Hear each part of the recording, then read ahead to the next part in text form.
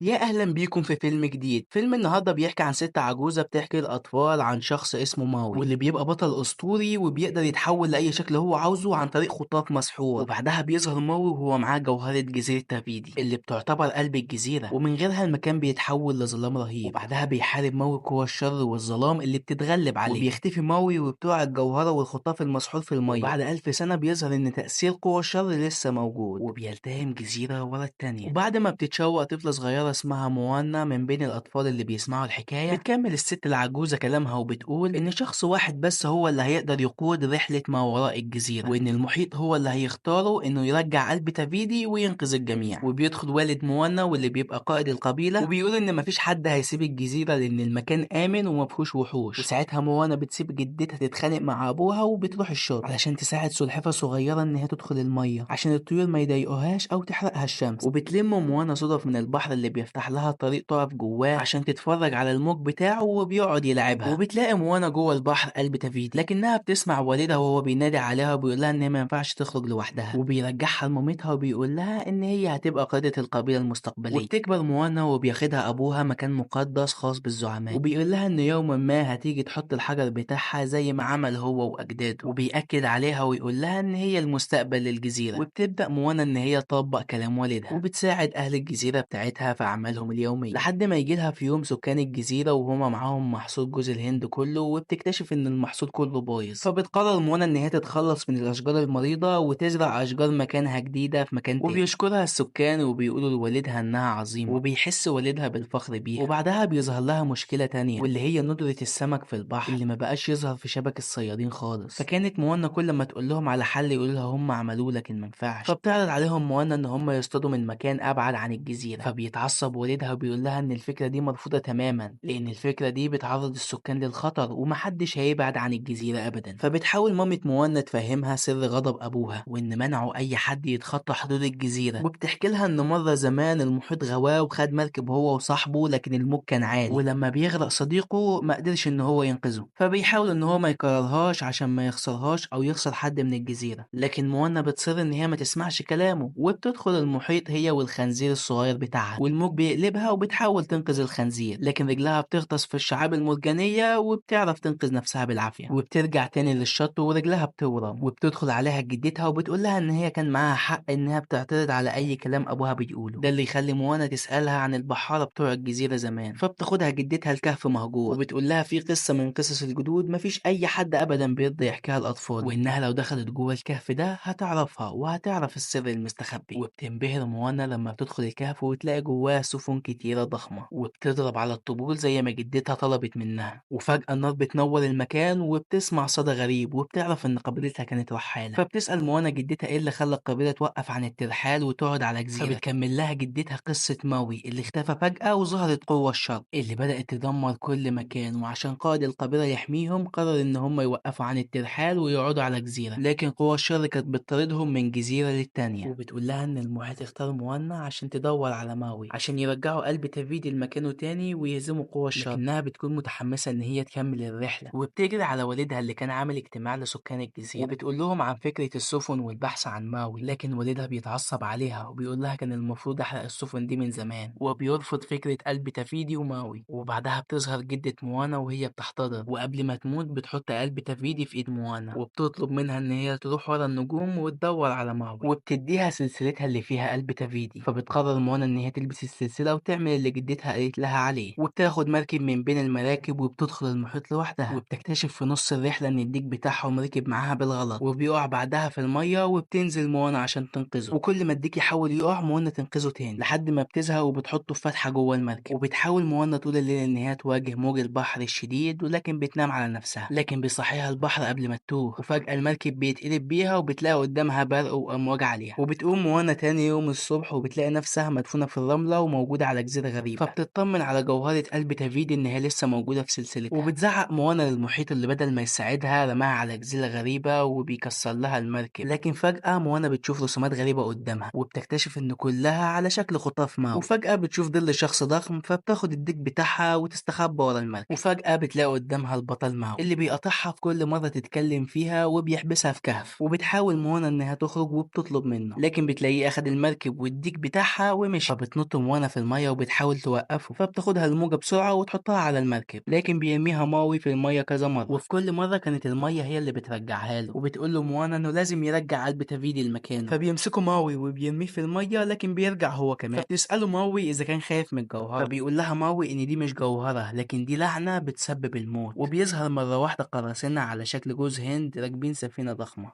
وبيحاول ماوي ان هو يهرب منهم وبيهرب بالمركب بعيد، لكن القراصنة بيقدروا يمسكوا المركب وبينزلوا عليها. فبيحاولوا ان هم يخطفوا قلب دافيدي، لكن الديك بياكلها. فبيخطفوا القراصنة الديك، وبتطلب موانا من ماوي ان هو يساعدها ترجع الديك، لكن ماوي بيرفض الفكرة. وبتنط موانا على السفينة وبتحارب القراصنة لوحدها، وبتاخد الديك وبترجع بيه للمركب، وبيطلع الديك الجوهرة من بقه وبتاخدها منه موانا، وبيبعدوا عن سفينة القراصنة. وبينبهر ماوي من جرأتها، وبيقول لها ان رحلتها خطيرة وهتقابل اكتر من كده بكتير، لكنه بيرفض ان هو يشاركها في الرحلة الانتحارية بتاعتها دي. فبتقنعه موانا وبتقول له انه بالنسبة للناس مش بطل زي ما كان فاكر، وانه واحد سرق قلب تافيدي ولعن الارض اللي بقت بتموت الزرع والبحر اللي بدأ ما يبقاش فيه سمك. وبتقول له انه لو رجع الجوهرة هينقذ العالم كله وهيرجع بطل من تاني. وبيقول لها ماوي ان هو محتاج الخطاف المسحور بتاعه عشان الخطة تنجح. فبتتفق موانا معاه ان هم يرجعوا الخطاف، وبتبدأ الرحلة لتافيدي. وبتطلب موانا من ماوي ان هو يعلمها ازاي تبقى بحارة حقيقية، وازاي تعرف تتحكم في المركب، وازاي تدرس النجوم. وبالليل بتنام موانا وبتحلم بكابوس، وبتصحى مخضوضة وبتلاقي نفسها وصلت لمملكة الوحوش اللي بيبقى فيها الخطاف. وبيطلب ماوي من موانا ان هي تستناه على المركب، لان هو هيروح يجيبه بنفسه، لكن موانا بترفض وبتتسلق الجبل. ولما بتوصل موانا لقمة الجبل بتتفتح فجوة وبتنط فيها، وبتلاقي موانا نفسها جوه المية وبتوصل لمملكة الوحوش. وبتترعب لما بتلاقي قدامها كائنات بحرية مخيفة، لكنها بتوصل للخطاف وبتساعد ماوي عشان يقدر ياخده. وبتحاول تشتت ملك الوحوش اللي بيطلع في الاخر كابوريا، وبيمسكها ملك الوحوش وبيستغرب ازاي انسانة قدرت توصل للمملكة بتاعته. وبينجح ماوي بمساعدة موانا ان هم يرجعوا الخطاف، وبيشكرها ماوي على كل اللي عملته معاه، وبيقول لها ان هزيمة قوى الشر صعبة جدا، لكن بتصمم ان هي تكمل الرحلة معاه عشان هي الامل الوحيد لانقاذ شعبها والجزيرة. وفي الطريق بيحكي ماوي قصته وان اهله رموه في البحر وما كانوش عايزين، فاخدته قوة الخير وادت له الخطاف السحري ده وعملوه بطل. وبعدها بيرجع يساعد الناس بالقوة اللي معاه، لكن كل اللي عمله ما كانش كفاية بالنسبة لهم، فقرر ما يساعدش حد تاني ابدا. فبتقول له موانا ان مش قوة الخير هي اللي خلته بطل، لكن افعاله هي اللي خلقت منه بطل. فبيقرر ماوي ان هو يساعد موانا بعد ما اقتنع بكلامها، فبيوصلها وبياخد منها الجوهر، وبيتحول لنسر وبيطير للجزيرة اللي بتحاول تشده عن طريق الحمم البركانية، وبترميه في المية وبتقع منه الجوهر. وبيحاول ياخدها ويرجع للمركب، لكن الموج بيبقى شديد، وبيتحرق خطاف ماوي من النار اللي بترميها الجزيرة. وبيلوم ماوي موانا عشان ما سمعتش كلامه وكملت بالمركب، وكانت عايزة تدخل بيها الجزيرة رغم انه طلب منها انها تلف. وبيرجع ماوي لموانا الجوهرة وبيقول لها ان هو مش هيروح للجزيرة لانه يعتبر نكرة من غير الخطاف السحري بتاعه، وبيتحول ويسيبها ويطير بعيد. وبتقعد موانا تعيط وبتتكلم مع المحيط، وبتسأله ليه اختارها رغم ان هي الشخص الغلط، وبتطلب منه انه يختار شخص غيرها، وبترجع له الجوهرة. وفجأة بتاخدها وبيظهر نور في المية، وبتشوف موانا جدتها اللي بتحضنها وبتعيط، وبتقول لها موانا ان هي فشلت في مهمتها، لكن بعد كده بتقرر موانا ان هي ترجع في كلامها وتنزل تجيب الجوهرة من المية تاني، وبتصلح المركب وبتكمل الرحلة لوحدها. وبتروح موانا وبتقابلها قوى الشر المرة تانية، ولكن المرة دي بتلف موانا حوالين الجزيرة وبتقع الجوهرة من ايديها، وبتقع موانا في المية وبيتقلب المركب بتاعها. وفجأة بيرجع لها ماوي يساعدها وبتشكره ان هو رجع لها، وبيواجهوا قوى الشر سوا اللي بتدمر الخطاف المسحور تماما. بتكتشف موانا ان الجوهرة لازم تتحط في قلب قوى الشر، فبترفع الجوهرة لفوق واللي بتنور وبتلفت انتباه قوى الشر اللي بتجري عليها، وبتمشي موانا ناحيتها من غير ما تخاف، وبتحط الجوهرة في مكانها واللي بتتحول قوى الشر لجزيرة خضراء مرة تانية. وبيتأسف ماوي لتافيدي لانه سرق جوهرتها، فبترجع له الخطاف بتاعه تاني، فبيفرح ماوي قوي بيه وبيشكرها. فبتحضن موانا الملكة بتاعتها اللي بتديها مركب جديد عشان يرجعوا بيه، وبتحضن موانا ماوي وبتودعه، وبترجع لأهلها اللي بيستقبلوها بكل حب، وبيرحب بيها كل سكان الجزيرة اللي بيرجعوا للسفن تاني والترحال بسببها هي بس. وبيخلص فيلم النهارده على كده. لو عجبك جديد، والنهارده بنكمل قصة موانا وماوي في موانا الجزء التاني، وبيبدأ على شط البحر ونشوف موانا وهي بتجري في وسط الغابة، وهي بتجري بتقابل الديك صاحبها اللي كان معاها في الجزء الأول، وبتوصل موانا لوسط المحيط وبتمسك الصدفة بتاعتها بتنفخ فيها عشان لو في حد موجود معاها في المحيط، وبالغلط بتقع هي والحيوان والديك اللي معاها من فوق الجبل. ولما بتقع بتنزل في الغابة وبتلاقي فخارة مكتوب عليها حرف الام، فبتستغرب موانا جدا وبتقول اكيد في ناس تانية عايشين هنا. وبعدها بتبدأ موانا تتحرك عشان ترجع لبيتها، واول ما بتوصل بتشوف الاطفال وهم مبهورين بيها،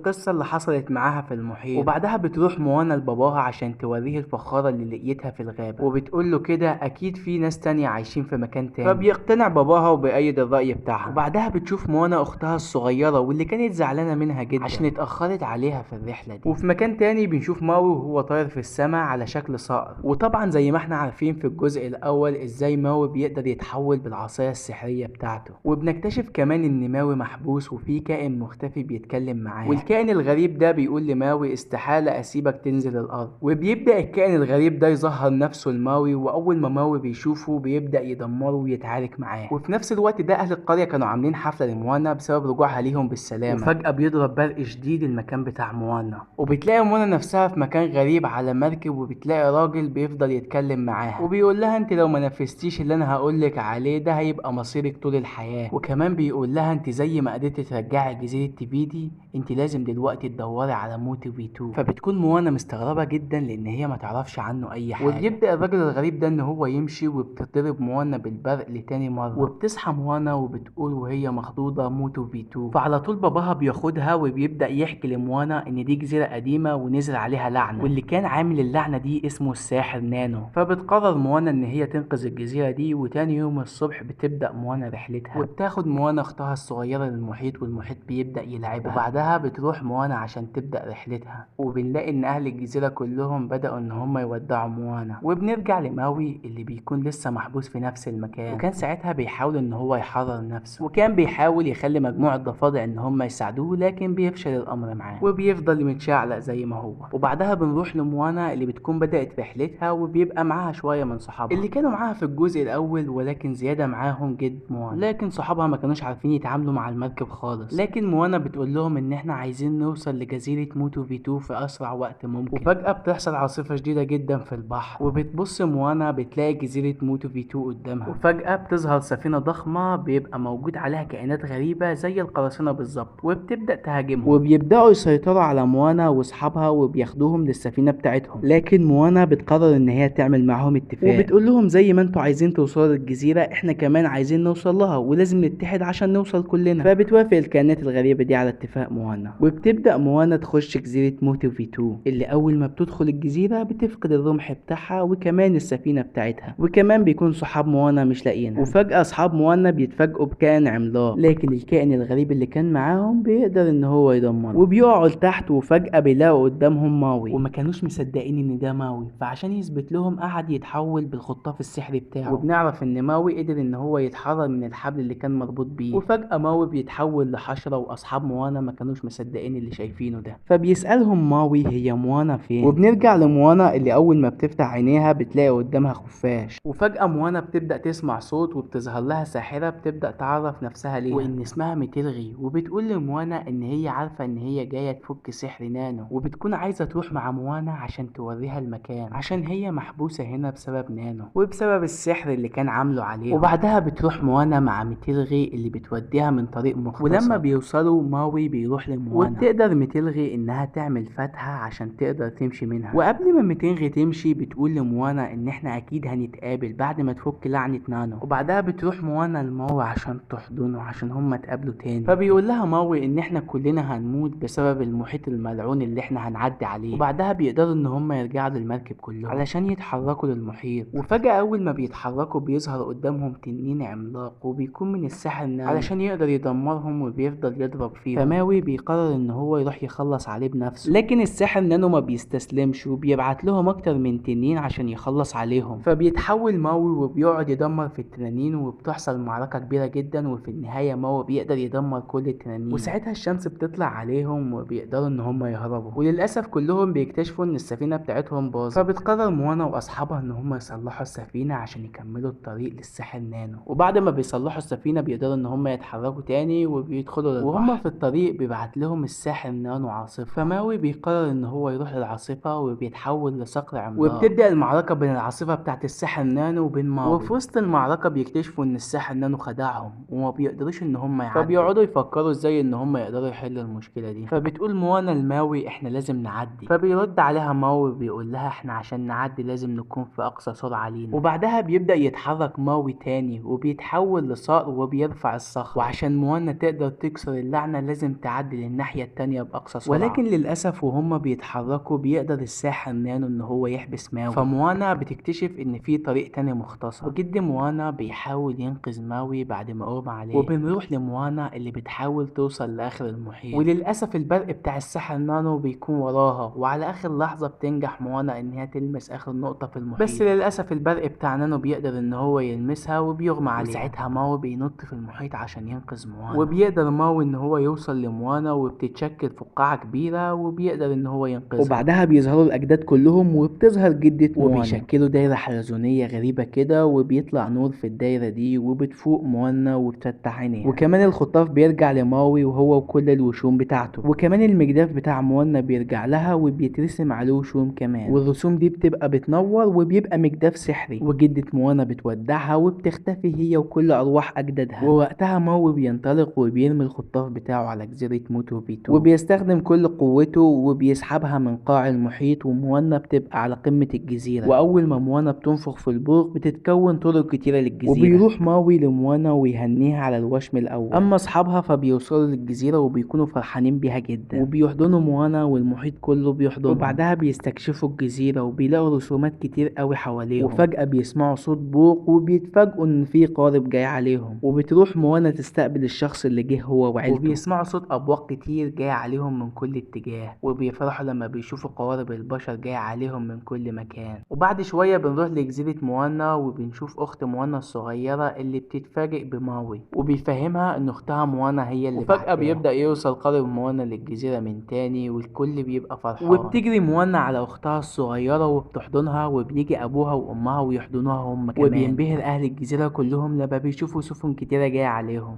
وموانا ووالدها بيعملوا احتفال كبير بيرحبوا بيه بكل زعماء الجزر اللي زاروها. وأخيرا موانا بتقدر إنها تعيد توحيد شعوب المحيط من تاني، وبيخلص الفيلم على كده. وطالما وصلت لحد هنا ما تنساش تدعمنا بلايك وتشترك في القناة عشان يوصلك كل جديد. كان معاكم فويس اوفر فيلم النهارده عادل كامل من قناة كشك أفلام. أشوفكم كمان كام يوم في فيلم جديد على نفس القناة. هتوحشوني، يلا سلام.